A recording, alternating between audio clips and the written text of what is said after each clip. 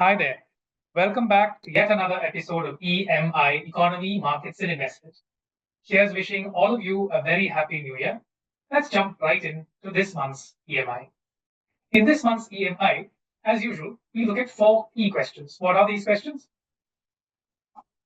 First, we talk about United States and India. How are they on trade and tariffs? Now, why is this important? 20th of January, the Republicans in the United States will be taking charge with Donald Trump as president. So the US and India relations on trade, on goods trade and services becomes very important. Second question we're trying to address is how has India's trade with the US been in the last few years? Then we ask two variables that are the most important to look out for from a market's point of view to get a good sense on the direction of the dollar. And lastly, we look at two more variables that the markets will be closely watching, which is H-1B visas and crude prices. Let's jump into these four questions. How does the United States look at India on trade and tariffs? Now, there are always two sides to the coin. We look at what India exports to the US, but more important is to see how much the US imports from India. In earlier EMIs, we talked about how India has a trade surplus to the United States. But when you look at it from an emerging market point of view, China comes first and then Vietnam, and somewhere third or fourth down the line is where India stands in. But now it is very important to break it down product-wise and see what India's exports are. There are two exports. India's exports to the US. You see the dark blue bullets here. You can see only two bullets that really stand out, which are one is pearls and precious stones and gems, and the second one is pharma exports. These are the two main exports that stand out, where India's market share in India's export basket is roughly around 14% or so. A third item that's small stands out here, which is somewhere in the range of just around 4% or so. Under 4% is around textile articles. These are India's exports to the US and US's share in India's exports. Now, what is important to see is from the US's point of view, what are US's imports from India? What is that number? And product-wise, how it looks. So if you look at the dark blue bars here, these are the top three items that US imports from India, where India's share seems relatively elevated, around 30% plus or 25% plus. They are carpets and vegetable textile fiber and lac, gum, resin, etc. Now, you can see in this chart that the items that US imports from India is not very significant from an India exports point of view. So the dark blue dots are way lower, whereas the light blue bars are much higher. So there is not much of an overlap, any significant overlap on the goods front, excepting for pearls, precious stones and gems, and India's pharma exports to the US. So this is the first thing we see. Now let's look at one more. There is an annual document the United States releases. It's called the USTR, United States Trade Representative, where on each country, the US talks about what their concerns are, what their issues are. And if you go through the USTR in detail, a number of things come out. So the USTR talks about how the US views India on tariffs and trade, etc. One most important thing that stands out is the US says that US complains that India's average MFN tariff, which is the most favored nation tariff, the applied tariff rate is the highest of any major world economy. It then talks about how the bound tariff rates are highest in the world. There's a large gap between India's bound and applied tariffs. And it also talks about certain segments in the services segment where it has issues around. And if you plot a simple chart of all the items that the USTR complains about, you can probably see that alcoholic beverages, coffee, raisins, walnuts, natural rubber, automobiles, flowers, apples, these are the areas where USTR seems to complain about, saying India's tariffs are very high. Now, we talked about bound tariffs and applied tariffs. Now, bound tariffs are, you can see this in the glossary of our presentation, where we explain what these are. Applied tariffs are the effective tariffs, and bound tariffs are the maximum tariffs that a country can sort of impose under the WTO. The larger the gap between the bound tariffs and the applied tariffs, the more uncertainty for any particular country, in the sense that for example, in US complains that the gap between applied tariffs and bound tariffs for India are fairly high, which means India has the ability to move its tariff rate fairly widely, and that can create a great amount of uncertainty. Now, this is the US's point of view when you look at India and US on the tariff and the trade component. Now, we look into the goods and services. We look at that separately. Now, this chart on the top left gives you a very good sense as to where we are on goods and services. Now, on goods, it tells you that pre-COVID, India had a trade surplus with the US. So the blue line will tell you the exports, and the orange line tells you the imports. The gap between the orange line and the blue line is your trade surplus. You can very clearly see that India's trade surplus with the US has gone up quite substantially. It stands at around 38 billion or so as of now. This is roughly a 21 billion sort of an increase in surplus from its pre-COVID levels. Now, what has led to this increase in surplus? If you see the slope of this line, you can see exports have grown much faster, but imports have actually come off fairly sharply. So if you look at a 5-year CAGR as of now, and a 5-year CAGR ending just before a pre-COVID period, you can see that your export CAGR has improved from 5% to around 8.5%, and your import CAGR has dropped from 12% to around a 2.4%. So the increase in India's trade surplus with the US is largely because India's imports from the US has come off a fair bit, alongside an improvement in exports as well. Now, the table below will tell you what are the key items where India has a trade surplus with the US and a trade deficit with the US. Pharma and precious stones, semi-precious stones that we talked about in the previous slide, that comes here as the second and the third item, as the trade surplus items. We come now to services. Now, services, India has a substantial trade surplus with the US on services, and in general, India is a trade surplus on services. For example, if you break up India as a whole and you look at goods and services, on goods, India has a trade deficit with the world, but a trade surplus with the US. If you look at services, India has a trade surplus with both the world and the US. You break this down, you see that software services accounts for a large chunk of India's services exports to the world. If you break that down into the US in particular, you notice that US accounts for 54% of India's software services in total. So this 54% has come down from a pre-COVID level of around 60%, probably because other countries like UK have taken an increasing share, but 54% of India's software services exports go just to one country, which is the US. So from a services point of view, US remains very important. Now we'll come to the markets, and what are the key variables markets are looking out for, and what should you be watching out for? So there are 4 variables we talk about. So the first and the most important variable is the dollar. The second will probably be your FII flows. On the chart on this top right, we can see how FII flows directionally tag where the dollar index moves. Any sharp inflections on the dollar index, you can see that translating into India FII flows as well. Now, what decides the movement of the dollar? There are 2 points you have to keep in mind. How do you look at the dollar structurally? This is something that we touched upon briefly in an earlier market insights a couple of months ago.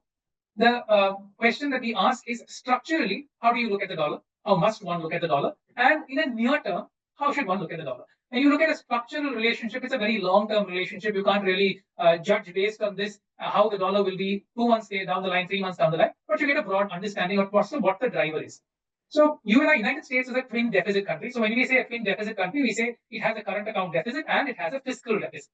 Now, if you plot the twin deficits of the United States with the dollar, you can see that at 3 key inflection points, you see a very close relationship between the same. Now, what does this tell you? Of the twin deficit, the fiscal deficit is the most important and a very important variable you must track. Whenever you see the fiscal deficit of the United States starting to come off, any consolidation in the fiscal deficit, which means if the fiscal deficit sort of improves. If you look at this period here, after 2009, you saw as a percentage of GDP, your twin deficit started improving. That led to strength in the dollar. And when you see twin deficits worsening, rather an increase in the twin deficits, it generally tends to lead to weakness in the dollar. So what is the key variable that you have to tag here? If under the new Republican presidency post 20th of January, if you see a very sharp increase in the fiscal deficit in the United States, then it would be fair to assume that directionally the dollar is here for a weaker spell. But for example, the Treasury Secretary that is expected to be appointed under the Republican government post 20th of January is expected to be a gentleman named Mr. Besant. He has been talking about fiscal consolidation. If that plays out in a very significant way over the next 3 to 4 years, then I think directionally one can argue for some strength in the dollar rather than weakness. But we have to wait and see. Now, this is the structural, which means a very long-term relationship. What is a very near-term relationship that you can see is if you plot the dollar index against a real Fed rate. Now, what is the real Fed rate? The Federal Reserve's policy rate minus inflation. So if you look at where the Federal Reserve's real the real Federal Reserve rate is, which is 4.5% is your Federal Reserve's rate as of now, and you reduce inflation from that, you see that the Fed is in a positive real rate scenario. And whenever you see sharp inflections there, the dollar index moves roughly in the same direction. So what is it that you have to look at now? As of now, the markets are sort of expecting no rate cuts from the Fed in 2025. End of Jan, I think it's very likely that we might get a sense around that. If the market sort of confirm for themselves that in 2025 you are unlikely to see any Federal Reserve rate cuts because of XYZ factors, largely tariffs and inflation pressures, then the most important variable one will have to look at is inflation. Why? Because if inflation starts moving higher, the real rate starts getting compressed, which will then mean that the direction of the dollar would actually be lower. But if you actually start seeing inflation coming off a fair bit, which means the real rate, assuming the Fed rate doesn't change, the real rate will actually start moving a little higher, and that gap will give some incremental strength from a DXY index or the dollar point. I think these were the most important variables that you have to look out for. Now, there are two more variables that we have to see, and this is something that is important from a narrative point of view as well. H-1B visas and crude production. Now, why is there so much noise around H-1B visas? We all know that structurally, the US is expected to see a shortage of tech workers by the end of 2026. There are many estimates doing the rounds, well north of 1 to 1.5 million people or so. So structurally, there isn't too much of a concern. But if you look at it from the last Republican presidency in 2017 and 2018, the non-immigrant visa rejection rate, you saw a very sharp increase, went up well above 20% or so. If you look at the period post that, it came down a fair bit and it remains fairly low now. The markets are just generally concerned that given the narratives now, the last 1 week, you've seen those narratives sort of subside, but nevertheless, if the rejection rate starts going up, and in particular for India, if you see the rejection rate going up, then the tech space in particular, from a market's point of view, would see some pressure and some concerns. So this is one point you have to closely watch out for. The last 1 week, like I said, has seen some moderation in the narrative, with a lot of US businessmen seen speaking pro H-1B visas per se. The second variable is crude. Now, crude outlook is a bit mixed. Let's look at the positives and the negatives. Now, when you look at crude, you have to look at what are the positives from a supply side point of view that tend to increase supply. And second, what are the positives that tend to increase demand? It's always the balance of this that reflects in the crude price. One negative that sort of contracts supply is under a Republican presidency, markets broadly expect that you would probably see stricter sanctions on Iran. And in the 2018 phase, you saw Iran's production come down a fair bit because of stricter sanctions. So there's a fear that it could happen this time around. On the supply side, three positives, however, are that the Republican presidency is seen to be pro-energy, pro-fossil fuels. The Treasury Secretary, expected Treasury Secretary, Mr. Bessent, is seen to be talking about raising US productivity by roughly around 3 million barrels per day. You should remember here that US is actually the largest producer of oil. If you look at it country-wise, OPEC is the largest producer, but OPEC is a consortium. But if you look at the United States produces one of the largest crude output on a daily basis, much larger than even the Saudi Arabia. So it remains important. The Energy Secretary, Mr. Wright, is seen a strong supporter of fossil fuels, and the President-elect Donald Trump has been talking about maximizing production by easing regulation. A couple of days ago, there were some news flows that he's preparing an executive order to ease regulation around these. So on the supply side, you are seeing a fair bit of expectation around more supply. That tends to put pressure on crude prices on the lower side, tends to put pressure to ease crude prices. One more argument in support is more US production is expected to dent OPEC's market share, and it sort of raises the probability of a price war that, like we saw in 2014, where you had a price war, Saudi started cutting the prices of crude, and you had a price war that led to many years of lower crude prices. One variable, which is a fairly strong variable that can offset to a large extent all of these supply positives, are one, there is an expectation from the markets that the Paris Accord withdrawal is a likely possibility under the incoming Republican presidency. A rolling back of EV and renewable support could lead to more demand for fossil fuel. Vehicle efficiency mandate rolling back can also be seen as a strong variable that will push up demand, offsetting a large chunk of the excess supply that the markets are expecting to see. So net, outlook remains a bit mixed rather than fine balance, and this is a space that one has to very closely follow. 4 quick indicators from an India point of view. Your PMI numbers for the month of December saw a fair bit of a pickup in services. Manufacturing continues to sort of hold up. And remember, from a PMI point of view, the most important is to see how elevated they are compared to 50. Any number above 50 is considered to be in expansion mode, and anything below 50 is seen to be in contraction mode. And for many years now, India has been in expansion mode, and the variables continue to remain very strong. The second chart talks about how thermal generation has started seeing a pickup since August or so. Third chart talks about new sales for top 7 cities in the real estate space. You can see that compared to FY24 levels, they seem to be relatively weak.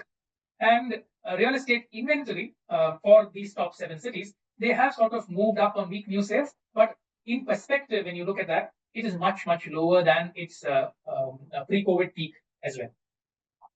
Markets in December, this is, we talk about China bond yields. We wrote about this early January.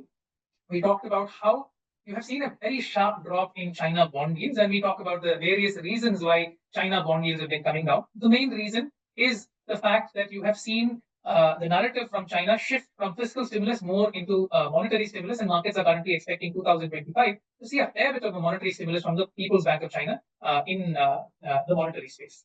Now, why is this important for India? You have seen that whenever you see sharp whipsaws in the China 10-year yield, you have seen that reflect in yuan weakness as well, weakness in Chinese currency as well.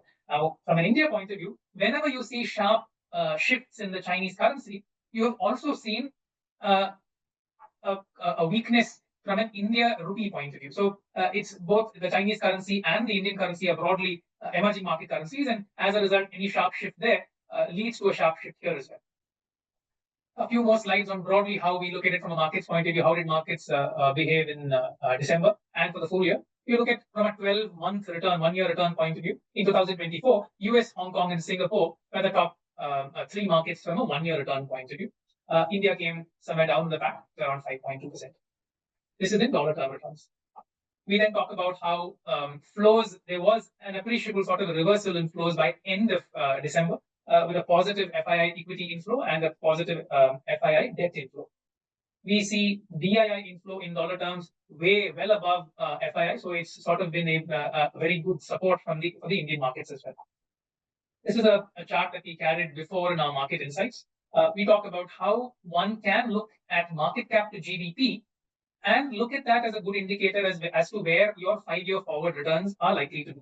So if you look at as of end of December, the market cap to GDP stood at 142, somewhere close to where it was in 2007 or so. And at that point in time, your 5-year forward returns are fairly poor, which is a reiterating point to investors to say that if you're investing, if you're a lump sum investor in this market and you're investing in the market, your time frame should well be above 5 years if you really want to reduce the probability of poor returns. So you must be invested in the longer run. If you're a shorter term investor, less than 5 years, then diversification is something that is very important. You look at PEs, large cap valuations are a bit moderate, mid cap saw an inch up in December. Now we come to the last segment, what must you know before investing? We talk about two very interesting charts here. So we look at how it is extremely important to stay invested in the market. So time in the market rather than timing the market. And this is a simple example of a lump sum investor. That's a very powerful example, which is why we take lump sum investing as a case here. If you had started your investment in December of 1999 and till mid-January 2025, if you had stayed invested, you would have made a long-term CAGR of just about 14%, 13.9% to be exact. Now, in all of these 25 plus years, if you had not been present, theoretically, this is a theoretical argument, if you take out the best one day out of these 25 years, your return comes down by 0.7 CAGR. It comes down by that one. And if you take out the best 5 days, 13.9 comes down to 11.7. Now, it looks fairly small from a number point of view, but let's look at what it means for your portfolio. Let's say you had invested 10 lakhs in December of 1999. Your portfolio at the end of 25 years, 25 plus years, would have been somewhere close to 2.5 crores. If you miss the best one day, that 0.7% CAGR return that we talked about is bringing down your portfolio from 2.5 crores to 2.1 crores, a drop of roughly around 37 lakhs or so. if you had missed the best 5 days, your portfolio from 2.5 crores would have dropped by to 1.5 crores, roughly a drop of nearly a crore, 93 lakhs. So this sort of tells you why it is important not to try to time the markets, because it's almost impossible to figure out when the markets are going to bottom, when the markets are going to peak. So time in the market rather than timing the market becomes very important. The last chart for today will be now these 100 days, 100 best days in the market. Where are these 100 days? Where do they come? And where are these best 5 days? You can see very clearly here that two of the best 5 days come in the year 2000. Then there's another best 5 day that comes in May. The best day comes in May of 2009, and then April 2020. And these are the list of the best 10 days. So these best 5 days don't come bunched up together. But if you look at the best 100 days, all of these best 100 days are actually interspersed across these 25-year time frame with a small bunching up around the global financial crisis period.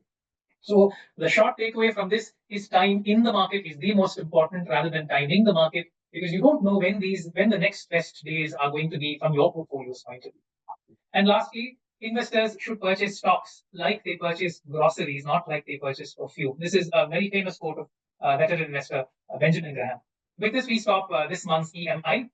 Till the next time, have a great month ahead. Mutual fund investments are subject to market risks. Read all scheme-related documents carefully.